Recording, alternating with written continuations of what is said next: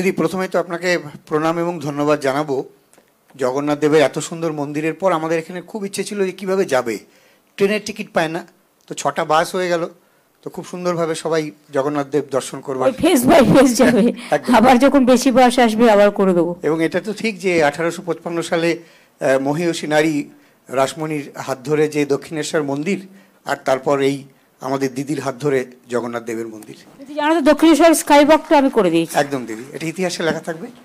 আর এটা ঠিক যে এর আগের বছরও আপনি এখানে ঠিক পুজোর আগ দিয়ে এরকম একটা ডিজাস্টার ম্যানেজমেন্টের মিটিং করেছিলেন গোটা বাংলার বানভাসী পরিস্থিতি নিয়ে। সেটা খুব ফ্রুটফুল হয়েছিল এবং আমরা খুব ভালোভাবে নর্থ বেঙ্গলের সব জেলায়, আলিপুরদুয়ার সহ আমরা সেটা মোকাবিলা করতে পেরেছিলাম। এবারও এরকম একটা প্রাক বর্ষার মুহূর্তে আপনি অত্যন্ত গুরুত্বপূর্ণ বৈঠক করছেন। আলিপুরদুয়ারের সমস্ত পরিস্থিতি ডুয়ার্সের আপনি জানেন দিদি।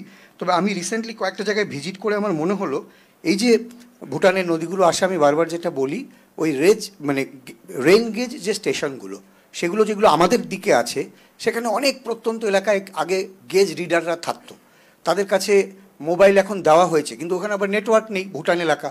ফলে স্যাটেলাইট ফোনগুলো যদি ওদের কাছে দেওয়া যায়, ওরা তো আমাদের কাছ থেকে কিছু খবর এখন ইউজ করে, ওটা আর্মি ইউজ করে। হ্যাঁ, ওই তো ওরা আবার ওই মোবাইলেও আমাদেরকে পাচ্ছে না, ইরিগেশন ডিপার্টমেন্টকে। ফলে আমার মনে হলো ওরা একটু অসহায়তার মধ্যে আছে। টাওয়ার না থাকলে, মোবাইল না থাকলে, এই নেটওয়ার্ক না থাকলে কোত্থেকে পাবে? এখানে ইন্টারনাল করতে হবে। কোনো একটা জেলা হেডকোয়ার্টারের সাথে বিভিন্ন ইম্পর্টেন্ট যে জায়গাগুলো থেকে আমরা বারবার বলছি ক্যাচমেন্ট এরিয়া কি জলটা আসছে পরিমাণ আমাদের জানাতে আগে, সেটা কিন্তু জানাচ্ছে না। সেটা একটা কথা বলো, দরকার হলে কাউন্সিলরের সাথে কথা বলে নাও। আর এখন যে প্রাইম মিনিস্টার আছে, ইজ এ গুড ম্যান, দেখে নাও, কথা বলে নাও।